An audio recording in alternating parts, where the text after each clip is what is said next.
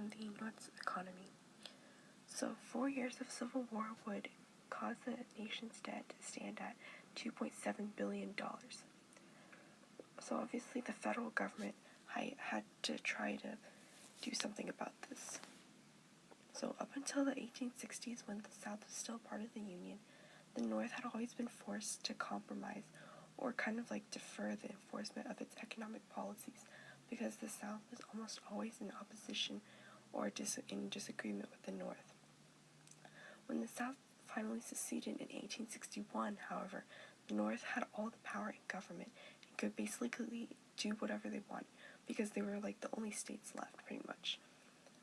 So in general, the government heavily increased income taxes to help pay off some of the costs for the war.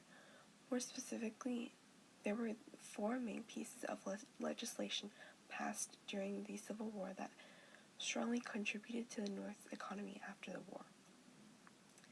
Later, in 1865, when the North won the war, it basically guaranteed their continuous control of the government's economic policies. So first, there was the Morrill Tariff of 1861. So this was a tariff, obviously, and it raised the rates to 20% on average. And this was significant because before this, the tariff rates had been declining for more than 30 years. And this ended the declining rates. Next, there was the Morrill Land Grant Act of 1862. And so here, Congress provided every state that remained in the Union with 30,000 acres of land for each member that represented that state in Congress. So, for example, if a state had 2 senators and 3 House of Representatives, then they would have 150,000 acres of land. And so what the government wanted to happen, basically, was they wanted the states to establish more agricultural and mechanical colleges, as well as improve military training. And so with this improvement of military training, this led to the formation of a program for aspiring Army, Navy, and Air Force officers called the Reserve Officers Training Corps.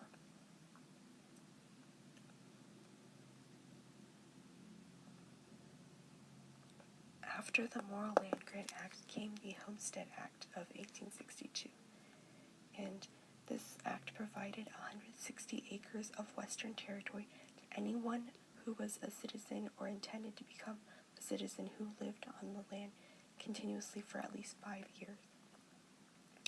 And this was significant because this land was free to these citizens. All they had to do was live on the land for 5 years, and then it was free to them. And before the passing of the act, only wealthy, upper-class people could acquire a large piece of land. And so with the implementation of this act, any American, including a lot of freed slaves, could get land to farm on.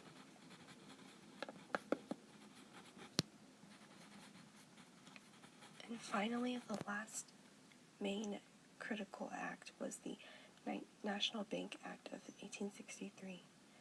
And this was significant because it set up the banking system for the nation.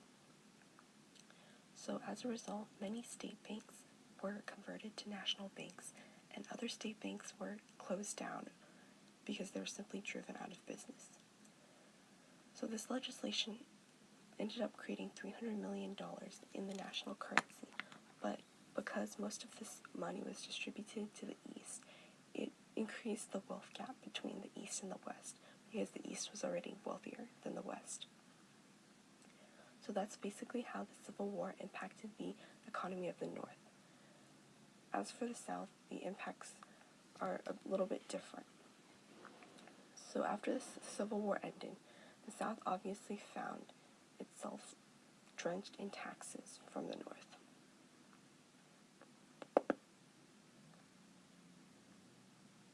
Not only that, but because the South had fought majority of the battles in their home ground, although it gave them advantage during the war, it proved really harmful after the war because the South's wealth had been completely destroyed. Take pigs, for example.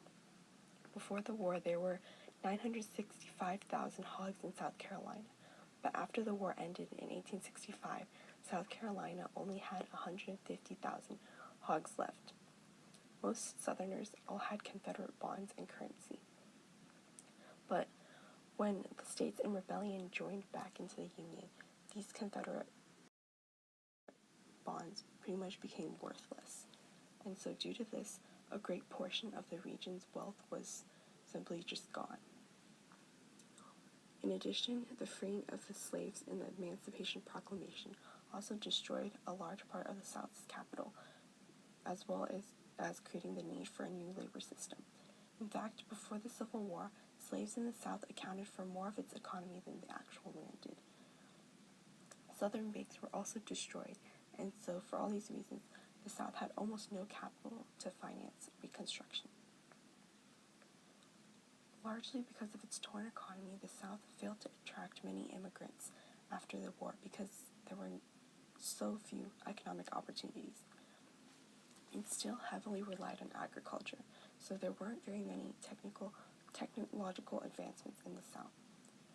And for at least 2 generations after the Civil War, the South remained predominantly agricultural and largely outside the industrial expansion of the national economy. So if we compare that to the current economy in the U.S., there's actually a significant difference.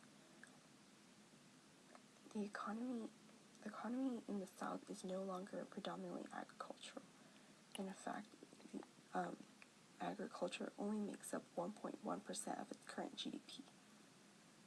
The North and South were both able to finally recover, and although there's still differences, there's not as many economic differences.